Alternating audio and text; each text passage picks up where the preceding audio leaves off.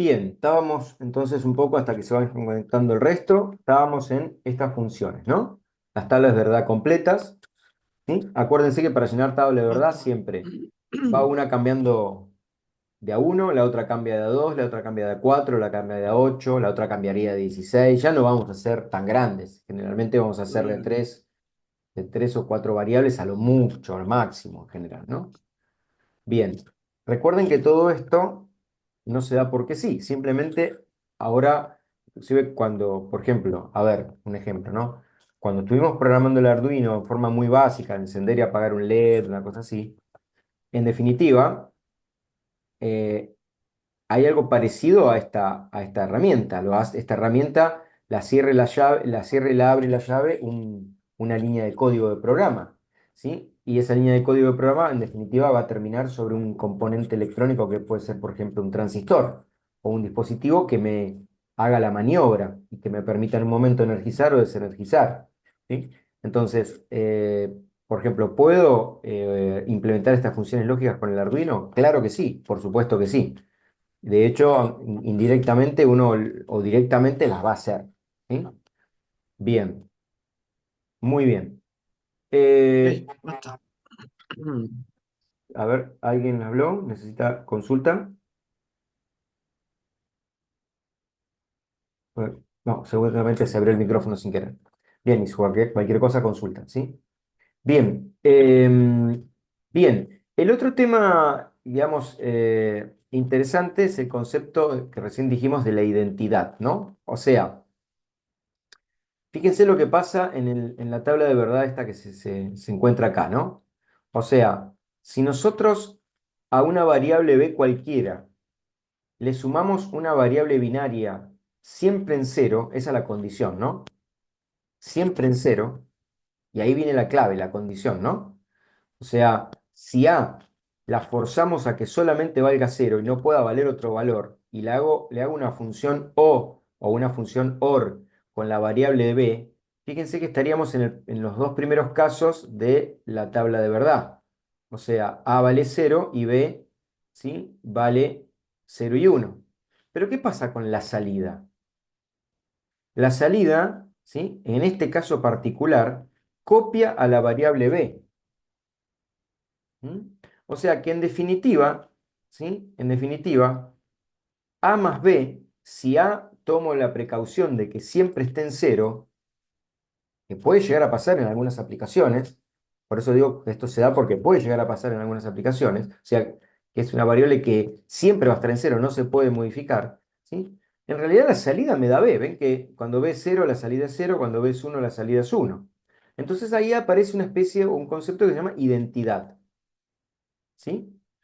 Y también a veces, otra cosa importante, también a veces, ¿sí? Se identifica el cero como el elemento neutro en la suma lógica. O sea, es como que cuando uno siempre suma cero, esa variable, si sé que siempre va a estar en cero, la puedo desestimar, porque no me va a aportar dato al estado final de la salida de esta función.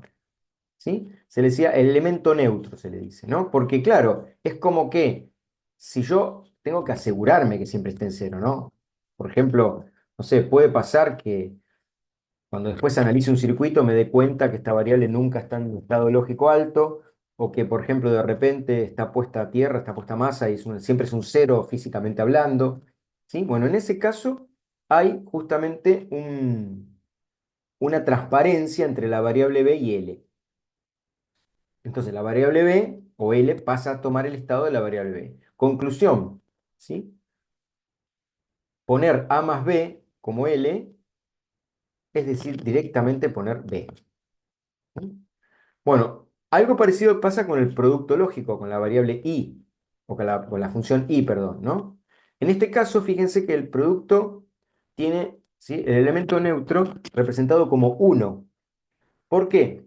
Y bueno, porque fíjense que acá, si a lo mantengo en uno forzadamente, b, ¿sí?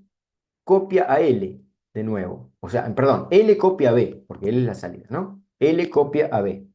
¿Sí? Y ahí nuevamente, ¿sí? Tenemos justamente la posibilidad de encontrar un elemento neutro, ¿sí? Para eh, justamente el producto lógico de la función i. ¿Mm? Bueno, todos estos son, de alguna forma, parece como el concepto de identidades o elementos neutros, ¿sí? Esto además, esto que se ve acá además, después nos va a servir, ¿sí? Más adelante nos va a servir para eh, hacer lo que se denomina una simplificación. Vamos a ver que en el futuro los sistemas binarios se van a poder reducir sin, digamos, comprometer la salida. O sea, digamos, vamos a poder achicar la circuitería, achicar la lógica, se le dice, de modo que se respete, digamos, el cronograma de salida, o sea, las condiciones de salida no van a cambiar, pero voy a poder minimizar recursos, porque voy a poder, si yo disminuyo la cantidad de operaciones lógicas, mejoro el recursos, o sea, tengo mejores recursos. En definitiva, la electrónica va a ser más pequeña, bueno, va a ser menos voluminosa, ¿sí? Entonces, muchas de las herramientas para disminuir o para reducir los circuitos sin comprometer la salida, porque la idea no es cambiar el estado de la salida, porque si no estoy alterando el circuito, ¿sí? Va a operar o va a necesitar de estas dos identidades. ¿Mm? O sea que esto por ahí después vamos a volver a aplicarlas como componentes de una simplificación, ¿sí? Por ejemplo, otra aplicación es la distributiva. ¿Sí? La distributiva implica que si yo hago esta operación, ¿sí? Significa que yo hago B más C y a eso lo multiplico por A, o sea, hago B OR C y todo eso, todo ese resultado, ¿sí? Hago AND A, bueno, es lo mismo que hacer AND B OR AND C. A, C en AND. ¿Mm? O sea que, en definitiva, puedo hacer la propiedad distributiva y llevar a esta condición. Esta herramienta también me va a permitir reducir, ¿sí? y acomodar las técnicas digitales. ¿Mm? Esto que parece tan simple, hoy se lleva al extremo con millones y millones de transistores en un microprocesador. O sea, cuando ustedes están usando su teléfono, esto está ocurriendo en formas de cantidades inimaginables.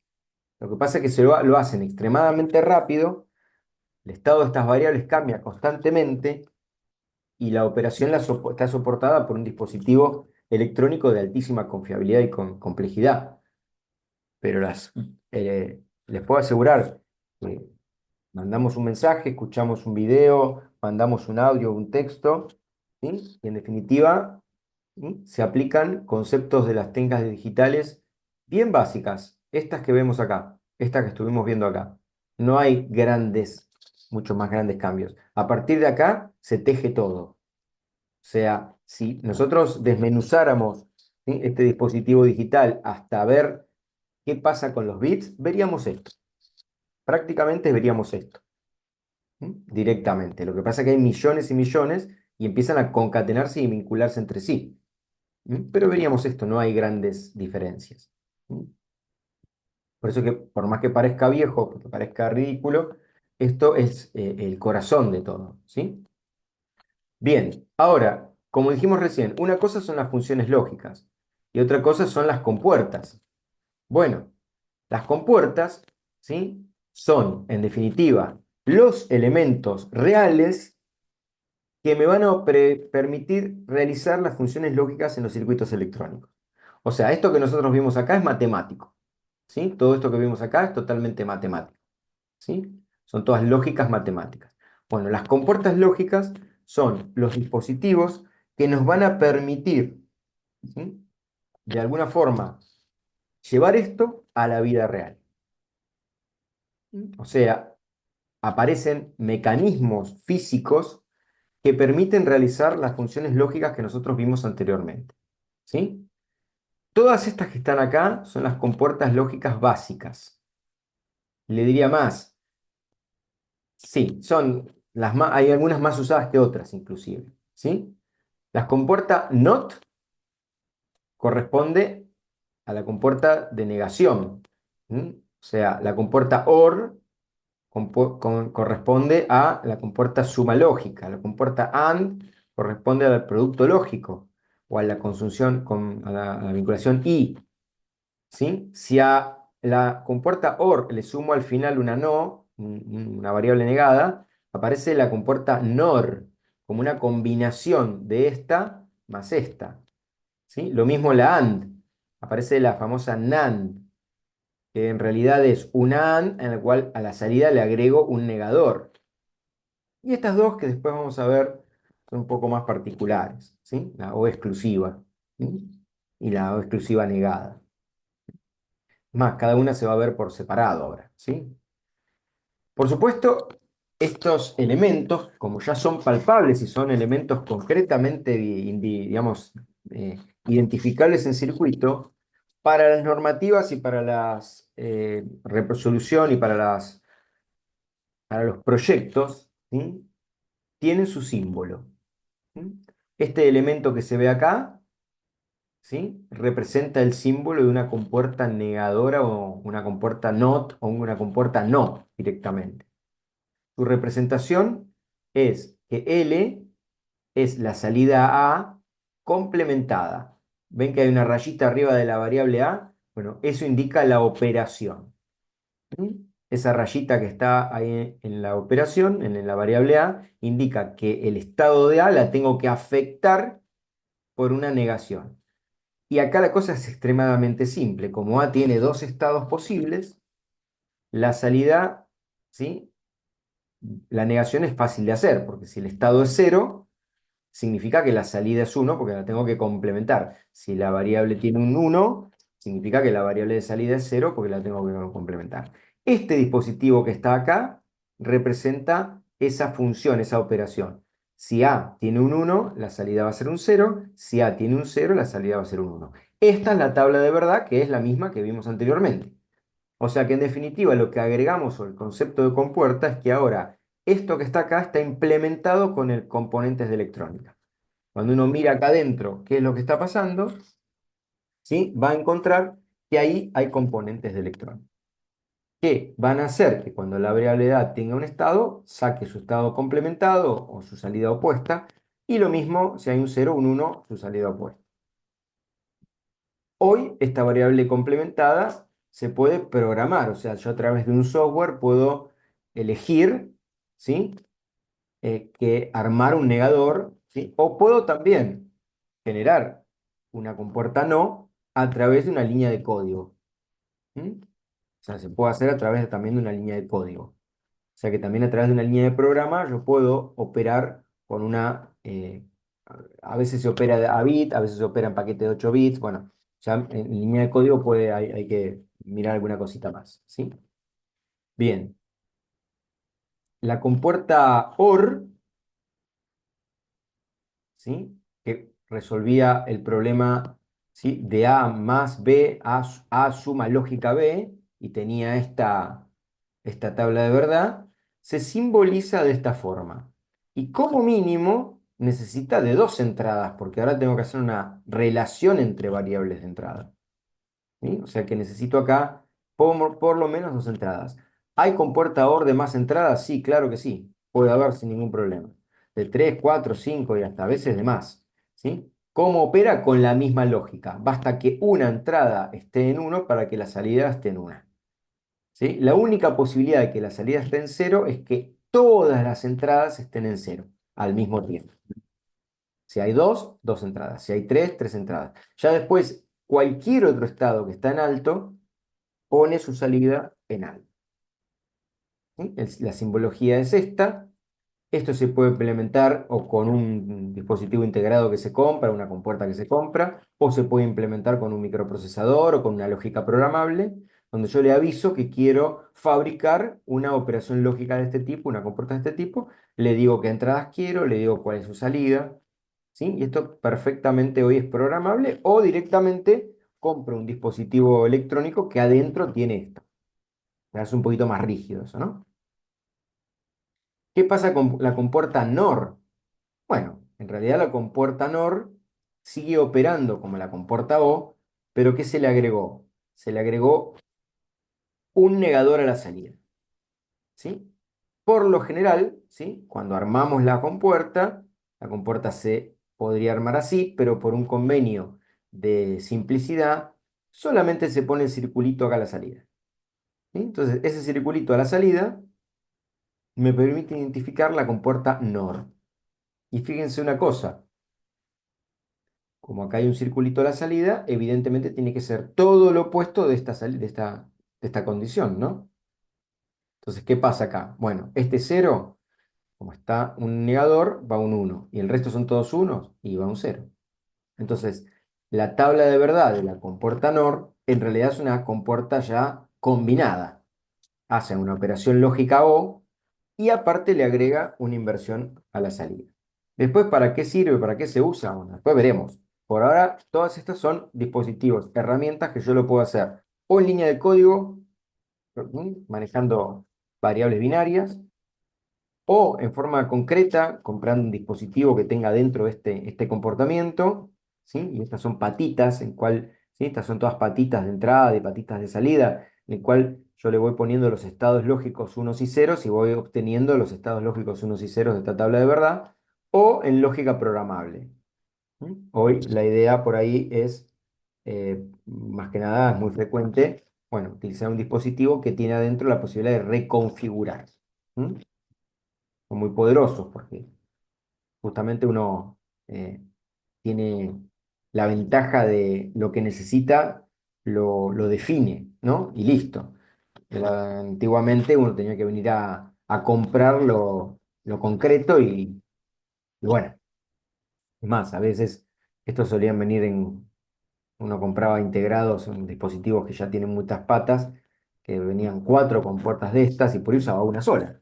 Las demás estaban ahí sin sentido. Bueno, hoy es más fácil, hoy la tendencia es a tener un dispositivo y la programo, ¿no? La defino. ¿Mm? Bien, ¿qué pasa con la compuerta AND? Bueno, algo similar, ¿sí? Yo necesitaría en el sistema electrónico algo que me represente el comportamiento de esta función y de esta tabla de verdad. Bueno, se llama compuerta AND. Tiene esta apariencia, ¿sí? Y tiene justamente dos entradas como mínimo, tengo que tener más, ¿sí? Y la lógica opera de la siguiente forma, de la forma simple. Si tuviese dos entradas, bueno, ambas tienen que estar en una para que tenga un 1 en la salida, la última condición de la tabla. Si tuviese 4, 5, 6, 10 entradas, todas tienen que estar en uno para que tenga un 1 en la salida. Cualquiera que se ponga en cero ya me fuerza a la condición anterior, ¿sí? Lo mismo podría combinar la compuerta AND con un negador, ¿sí? Y ahí automáticamente, ¿sí? Me aparecerá la posibilidad de una compuerta NAND. La compuerta NAND, ¿sí? En su forma reducida y típica es, en vez de poner el negador, poner el redondelito aquí, ¿sí? Y listo, ya podemos obtener digamos, la función negada de la de arriba y es muy simple, ¿no? Si tengo todos ceros, se van a transformar en todos uno. Si el último es uno, se va a transformar en cero. Justo todo lo opuesto de lo anterior.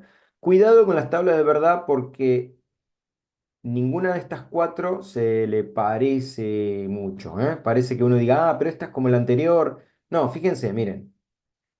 La compuerta OR, ¿sí? Cero, todos unos. La negada, uno, todos ceros, ¿sí? La compuerta AND, todos ceros y un uno. Hasta ahora no había ningún caso. Acá tenemos todos ceros y un uno, pero al revés, es cuando ambas están en cero. Acá es cuando ambas están en uno. O sea que esta tabla de verdad no tiene nada que ver con las anteriores. ¿Ven? Bien. ¿Y todos unos y un cero? Y acá había todos unos y un cero, pero está al revés también, ¿eh? Entonces, cuidado porque todas las tablas de verdad son todas diferentes, por más que haya negadas o no negadas. Por eso es que son funciones básicas, ¿sí? Hiperbásicas. Nosotros no las podemos aislar. No es que podemos, uno dice, ah, bueno, entonces la NAND es igual que la OR. No, no tiene nada que ver. O la NOR es igual que la AND. No, no. Son todas diferentes hasta ahora. ¿Sí? Todas operan con lógica particular, su lógica particular, y son todas diferentes. ¿Sí? Bueno, hay una compuerta un poco más particular acá. ¿sí? Esta es medio particular, porque aparece otra operación lógica que se llama suma lógica exclusiva, ¿sí? O exclusiva, ¿sí? Que viene justamente de XOR, ¿sí? O exclusiva, y su operación es diferente a las demás, ¿sí? Su símbolo es este, ¿sí? Y acá, digamos, ¿sí? Fíjense, la única diferencia que tiene, acá aparece la condición esta, es igual que la OR, o sea, igual que la primera, ¿ven? La primera, la segunda y la tercera es parecida a esta, ¿sí? Pero ¿qué pasa con la última? Que si fuese OR sería un uno. Bueno, en este caso igual aparece un cero. O sea, acá la lógica es, son iguales, hay un cero. Son diferentes, hay un uno. ¿Sí? Acá en la última son iguales, hay un cero. ¿Sí? Bueno, es una compuerta en realidad un poquito más rara, especial. Esta se puede implementar con las compuertas anteriores también, o sea, yo con esta compuerta que está acá, podríamos implementarla, ¿sí? Con las compuertas estas que se ven acá, estas básicas que se ven acá, ¿sí? Pero a veces se suelen configurar y operar de una, ¿no? O sea, se configura de esta forma, ¿sí? Por supuesto, la OR exclusiva tiene la OR exclusiva negada, ¿sí? Que es tomarla de arriba y complementarla, por lo tanto, fíjense que da justamente lo opuesto a lo anterior. Y acá termina el mundo de las compuertas. ¿Sí? Podríamos decir que todas las técnicas digitales del mundo y todos los circuitos que vemos donde trabajan con sistemas binarios, tanto lógico como aritméticamente, están resueltos con este grupo de compuertas. Es más, les diría más. No sé si lo vamos a ver en este nivel, pero en realidad yo podría implementar todas las técnicas digitales con compuertas NOR, todas. O sea, todo un teléfono completo, si quisiera un microprocesador de un teléfono completo o de una computadora con NOR, o todas con NAND. O sea que si quisiera y tuviese solamente esta compuerta o esta compuerta, en realidad tengo todas las demás. Voy a que armar un poco, pero tengo todas las demás. Y esa es lo que me hace funcionar cualquier sistema electrónico digital. ¿Sí? Entonces, ahí viene la parte de la simplicidad, ¿sí? De la simplicidad de estas operaciones o estas operaciones lógicas y su implementación. O sea, una vez que yo resolví cómo implementarlo, ¿sí? No me queda otra opción que simplemente lo que tengo que hacer ahora es hacerlo lo más pequeño posible para que pueda poner muchas en un dispositivo corto, chiquito, pequeño, ¿sí? Y además tratar de que esto consuma la menor cantidad de energía posible, porque no se olviden que esto es electrónica y consume batería, ¿sí? Entonces el objetivo de los sistemas electrónicos actuales es justamente tratar, ¿sí? De que esto ocupe el menor espacio posible, la implementación de estos tenga el menor espacio posible y que consuma la menor cantidad de energía posible justamente para poder hacer que las baterías, los sistemas eléctricos tengan buena autonomía. Por eso es que hoy un teléfono con una batería que prácticamente es pequeña, muy pequeña para la potencia que tiene un teléfono, puede durar lo que dura en operación. ¿Mm? Los sistemas electrónicos justamente han desarrollado, han mirado, ¿sí? A lo largo de estos últimos 20 años, han desarrollado en miniaturización y consumos. ¿Sí? O sea, con eso logran mejorar la performance de los sistemas electrónicos. ¿Sí? Bueno, acá un poco están, digamos, vinculados con elementos básicos, ¿sí? Cómo funcionan las compuertas, ¿no? O sea, acá, por ejemplo, hay representación de unos y ceros con imágenes, ¿no? O sea, si quisiéramos esta imagen podría ser un cero y esta imagen podría ser un uno, ¿sí? Y cómo sería el estado lógico de las salidas en función al estado de excitación de cada una de estas compuertas, ¿no? Entonces, en ese caso, bueno, ahí tendríamos justamente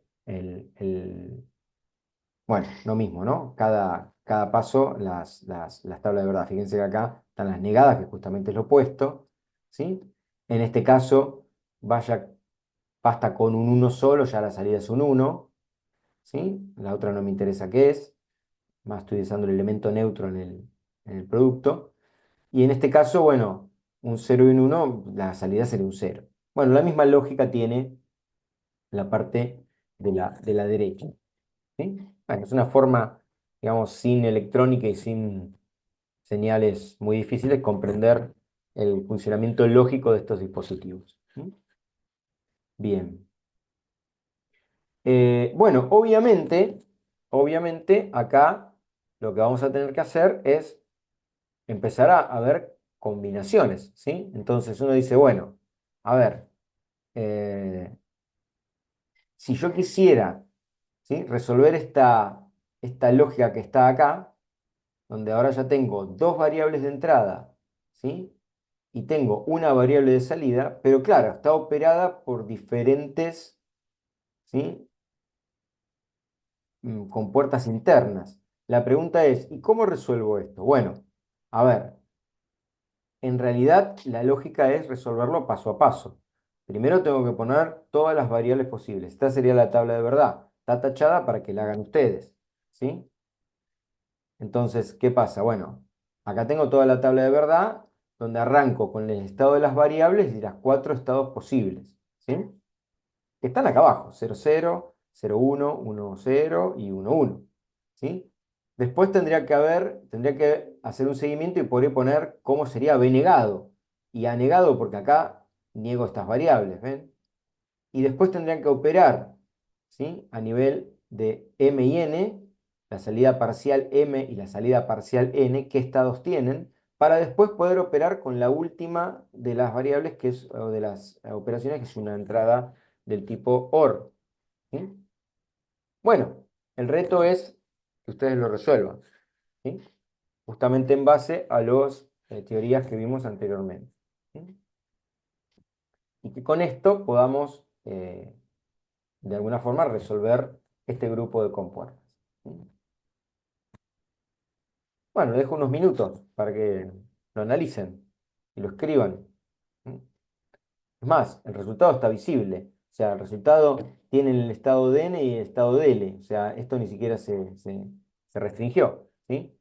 Pero bueno, hay que verificar realmente que este estado de este que se ve acá. O sea, que dejo unos minutos para que ustedes hagan el análisis y ahora continuamos.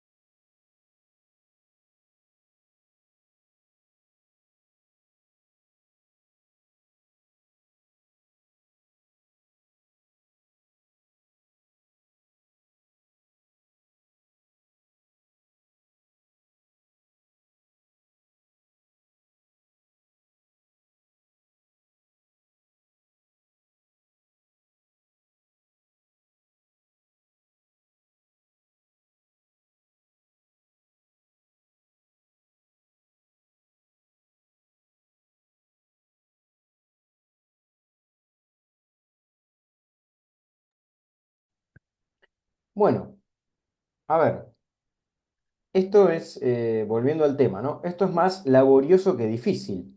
O sea, difícil no es difícil porque es, digamos, armar una tabla con datos que uno ya tiene. Por supuesto, la primera vez que uno lo ve, no lo tiene, digamos, arraigado. Uno después, como todo profesional, cuando va haciendo esto y lo hace eternamente, después lo memoriza y lo hace más rápido.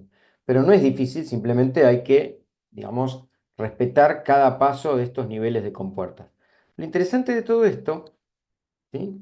Es que cuando terminamos con el análisis que nosotros vemos acá, resulta que toda esta tabla de verdad que vemos acá es parecida, en realidad es idéntica a la función XOR. O sea que en realidad toda esta cantidad de ecuaciones y etapas de intermedias que dan estados lógicos y compuertas, la podría reemplazar por esto, donde A y B y la salida L operen como esta compuerta. Por supuesto es más simple esta condición, porque es un elemento ya que de alguna forma todo esto está dentro sin querer, o tiene una operación similar y opera de alguna forma igual. Pero ¿qué pasa? Por otro lado, si yo tuviese, ¿sí? Si yo tuviese, no tuviese esta compuerta y la quisiera implementar porque tengo estas disponibles, bueno, ahí viene la ventaja, ¿sí? Yo puedo implementar esta compuerta a raíz de compuertas básicas. ¿Mm? Entonces, lo que puede ser una complicación, porque uno dice, bueno, tengo esta compuerta, uso esta compuerta, puede también ser una solución, pues, porque uno podría decir, necesito esta compuerta y no la tengo. Entonces, indirectamente la puede fabricar de esta forma. ¿Está bien? Ese sería el concepto más o menos funcional de todo esto. ¿Mm? Bien, hay simuladores, ¿sí? Que resuelven compuertas lógicas. ¿Sí? Hay un montón de ítems acá que después los pueden consultar y eso pueden hacer alguna práctica sobre, bueno, diferentes tipos de compuertas y sus funcionamientos. ¿Sí? La ventaja es que hoy tenemos un montón de simulación en tiempo real, tenemos un montón de herramientas que son muy prácticas para poder, eh, digamos, fortalecer y trabajar con esto, ¿no?